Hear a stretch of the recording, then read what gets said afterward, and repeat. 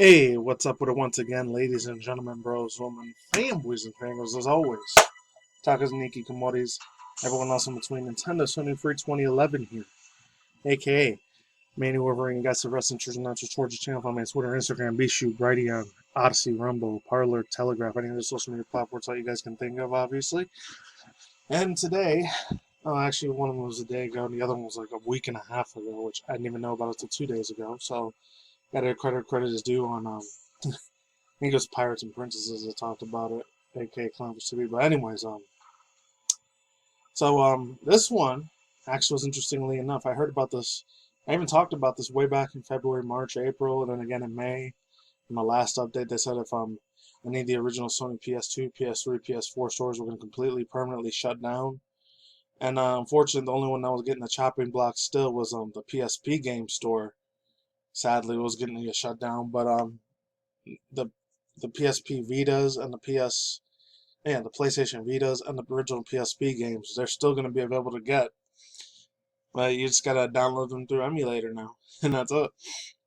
Other than that, I'm going to get into that, and I'm going to talk about this dude. I don't even know if it was in the early or mid-2000s. It was like 2001, 2002, 03, when this website first launched. I remember it was about 12 or 13, way back in the days. I'm in the 30s now, but back in the day, man, it was like in elementary, middle school. This was like one of the biggest websites of all time when it came to like flash animations, original anime, like fan servicey sort of like games that came out. Like Newgrounds was like the #1 biggest place of its time until like say by the time the early 2010s came around.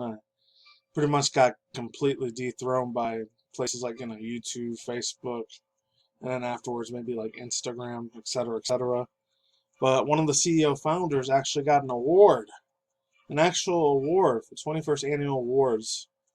I don't know what kind of award he got, but he got some sort of streaming award at the GDC, so pretty wild shit. Because usually they usually talk about technology, like stuff with the iPhone and stuff from Microsoft and Apple and that sort of like showcasing a lot of the smartphone tech companies like Verizon and T-Mobile and Sprint and obviously Apple again, etc., etc. Other than that, nice discussion about ensemble to all three of these things. And of course, I get into this artist, fortunately from Argentina. They ended up getting busted for like copying and plagiarizing and selling other people's artwork. And they're pretty much deep doo-doo shit, knee deep in shit after they got busted for that. And this one's one that was like a week and a half old, but I only heard about it 2 days ago. So for me, it's real recent ass news. So it says Sony PSP games continue to sell in the PS5 and the Vita stores. I think that's what it says. Yeah, in-game purchases. This comes from TJ Boris from Tech Times from earlier today.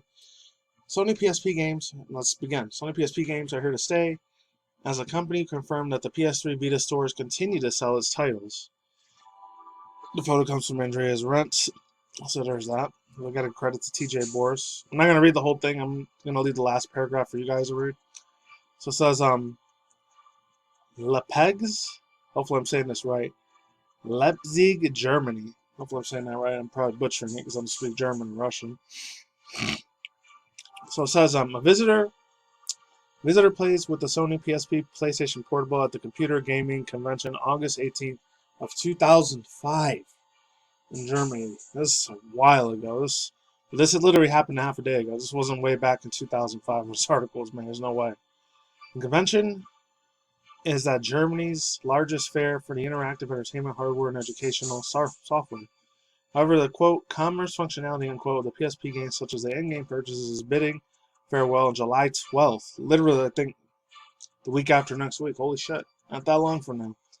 Sony mentioned blog post on April 19th. Alright. It also goes on to say the tech giant previously revoked its plans to close down its online store with the PS3 and the PlayStation Vita. However, the console maker announced that the closure for the PSP store continues to bid goodbye, unfortunately. When this news broke, everyone thought that Sony would no longer sell PSP games digitally. So Sony PS games and PS3 Vita stores. If you're wondering what's in the background, if any guys are like Hideo Kojima, like Metal Gear Solid fans, that's what's playing in the background. That was like one of the first, I think, PlayStation PS1 games that came out way back in the day. So figured the music was appropriate enough. So let's move on. Sony PSP PSP games and PS3 Vita stores. Given the assumption that fans will no longer get their hands on the nostalgic PSP titles from Sony's online store, people thought that they will need to search all over to get a physical copy of the games that they desire to play. Narrative changed when Kotaku reported that the PlayStation's UK website quietly added a, quote, important notices, unquote, page clarifying that the PSP titles will still sell on the Vita and on the PS3 store. It is contrary to what most people believe that Sony hinted at closing down the PSP store. So again, I know how a lot of video game industry like channels, the ones that I follow sometimes, and others I probably have no idea about that exists out there. This is why this whole thing, since I think it was late last year, earlier this year, 2021, a lot of people were crying for like gaming preservation to be more taken seriously. In my personal opinion, gaming preservation has to be fucking taken seriously. Big fucking time. Without like hook, line, and sinker, has to be, bro. Without a shadow of a doubt, it has to be taken 100 quadrillion fucking percent freaking seriously. Because if the games for the PSP and especially all these super old school classic Nintendo, SNES, and GameCube, and all the way to like the Wii and the Wii U, they gotta be preserved, man. Because they do not get preserved and like used for the next generation of gamers that start playing other video game titles. Like they're gonna not know what it was like to play games in the 80s and 90s, 2000s, 2010s, even now in the 2020s. They're not gonna know what that experience was like having a physical cartridge or a physical CD ever. That shit's gonna be like historical for them, something that they're not gonna be able to experience in their own entire life. It's probably gonna be all digital in the cloud by that point, and if any of those cloud servers decide to shut down anytime, they'll never be able to go back to that game ever. Period. But let's move on. PSP game stores. According to Engadget, the PSP game store has been gone for a long time, since 2016. Nevertheless, since the fans get their, I don't even know what the fuck that says. Fans get their old consoles, get LOTS, Lotto or LOTS, I don't know. I think they did a typo here.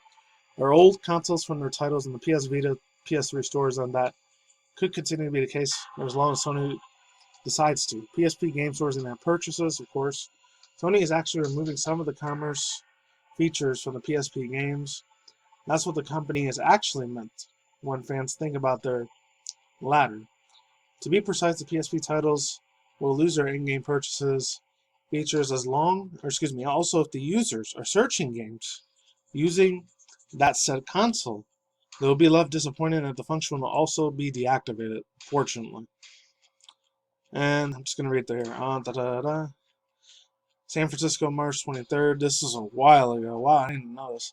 People line up outside the Sony store to first buy the new Sony PSP PlayStation Portable March 2005 in San Francisco, California. The much anticipated portable version of the Sony PlayStation will be released at midnight tonight in the United States. That was 2005. But I didn't get mine till like 2008 or 9 though. That's when I thought it originally came out. I didn't know it was 2005.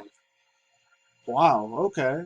Because at the time, the only thing that was pretty much handheld that was dominating it, there was pretty much the Nintendo DS, the 3DS, the Game Boy Advance SP, and then the Game Boy Advance Micro. That was the big top heavy hitters. I remember at that time when I was in my teen years in the 2000s, this was a big ass freaking deal. But overall thoughts and opinions. Sad to see the PSP store die out like this in a week after next week, but at least all the games will be like preserved somewhere, hopefully. God forbid that they are, because that would suck if they weren't. So let's go on to the next one. Tech Time. Oh, GDC. Well, this one's different. GDC recognizes Newgrounds founder Tom Fulop and industry veteran Lyranik, if I'm saying that right, Laranen McWilliams at the 21st Annual Awards for GDC. This comes from Marna Midsa. Hopefully I'm saying that right. Farmarita or Farmaritza. So I'm only going to read half the article because I already took a whole bunch of the time there. So, oh yeah, I really got to read only half the article. There's no way I can get through this whole entire fucking thing. So it says, the Game Developers Choice Awards will honor Newgrounds. I'm reading from my phone too, by the way, if you're wondering, like, what am I reading from? There it is. Game Developers Choice to honor Newgrounds creator Tom Fulop. Tom Fulop, an industry veteran, Lila McWilliams. Hopefully I'm saying that right. Lyran McWilliams. I have no idea how to say that. On July 21st, as a part of this year's all-virtual GDC, Fulop was a Pioneer Award winner, creating and continuing supporting Newgrounds and Newgrounds portal website, where users could publish games and animations on the internet at their own expense and enjoy them around the world. In the early 2000s, this meant an implosive increase of Flash games and animations as we know it today. That had a major impact on internet culture. Oh yeah, that thing controlled internet culture. I was like the big old school YouTube before YouTube became a thing after that. Full Up also founded the game studio of Belmont, hopefully I'm saying that right. Created games like Alien Hominoid, born in a Flash game in Newgrounds, and later making big hits like Castle Crushers. Oh wow, he's the one that made that? I didn't know that.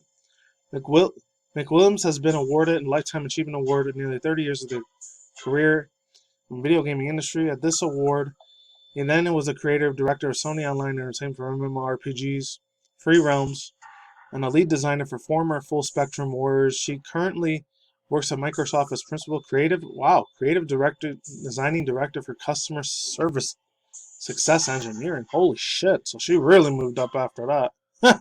That girl's probably a millionaire at this point, but let's move on. She's also a speaker at the regular conferences on many game-related topics and frankly supports the idea of the games are for everyone and to increase diversity in game development. I would then start doing that diversity inclusion bullshit, but then again, the GDC is usually held always in typical fucking San Francisco. No offense if anyone lives over there. A lot of them, they have a lot of this SJW cancel culture sort of fucking vibes that they fucking goddamn put out there, and you know I'm 100 billion% against that bullshit. But let's move on. So it says, Tom Fallop and Lalaria McWilliams left an embeddable, hopefully I'm saying that right, embeddable impression on the video gaming industry, allowing and inspiring many others to create games, says Informatex Entertainment Media GDC VP. K-Stern said in a press release that, quote, "We are honored to be able to participate in Game Developer Choice Awards. They were not suitable for these awards." And yeah, you guys can read all this other stuff. Yeah. This year, winners will be a number of contested injured veterans that are PS4, PS5 leader. Okay, Mark Cerny's going to be there again. Not surprised. That's what he was last year before the PS5 got revealed in, I think, October, November last year. But yeah, overall thoughts, views, and opinions. A very old school bit of nostalgia here, and ended up being awarded. And who the other two, the other two original people that used to control this site, and they ended up being CEOs of their own company. And hopefully, they didn't become greedy pieces of shit. I pray to God that they didn't. They didn't forget where they came from. So yeah, last but not least, let's get to this art thief. Unfortunately, negative bullshit news. Because it's pretty fucking sad what happened here in big time. Honestly, it was. And it has to do with anime manga stuff, so I'm going to be playing some old school 90s, like classic Sailor Moon freaking stuff in the background. The artist I was talking about and all of these copies were sold, this comes from DKC. Gotta give credit to them. But this person from Argentina, unfortunately, they stole all this artwork that wasn't theirs. They copied and traced like the crap out of it. I'm not sure which one was which. I guess it was this one. That was the one that was the tracer, and this one is the real one. It's really, really fucked up, man, honestly. And then they did this one that caught my eye. This is the whole reason I wanted to do this call out for this person that did this shit, because she ended up stealing something that was from, actually originally from Hasbro, and then again at the Hub, and then it become Discovery Family, Discovery Kids. She copied off of this trace from, like, the My Little Pony chick was Sunset Shimmer. Like, why the fuck did he do that? Or she do that? So it said that my fan art has been plagiarized. The plagiarist is an Argentinian named, I guess it got redacted, I don't know who it is. This painting has always been sold to blank, a public museum, for a very high price. I don't know who she is, but please do not buy her art. And it's extremely scummy. It's bullshit. It's huge, mega, ultra bullshit. Unfortunately, I think this happens a lot in the art commentary community. This happens like way, way too fucking frequently. It's extremely sad that shit happens all the time, especially for people that do this as a full-time job. It's got to be degrading and heartbreaking for them knowing that somebody's stealing their fucking art that they busted their ass for tooth and nail to try to get freaking sold. And I'm just gonna read a few comments here. I'm not gonna be able to do my outro, so see you guys later. Problem is that with this art accuser simply copying copyrighted as well as copyrighted as well works. The time is that the sites like 4chan, DeviantArt, and many others fans making their own favorites. So really, it's hard to pin down who's copying aside from the show characters come from. And a lot of other people are just saying the same thing. Plagiarism is really fucked up. You could go to prison for it. this person gets caught, they're screwed. That's all I gotta say for now. Peace out, my sauerkraut, lazing bye. See you on the flip side.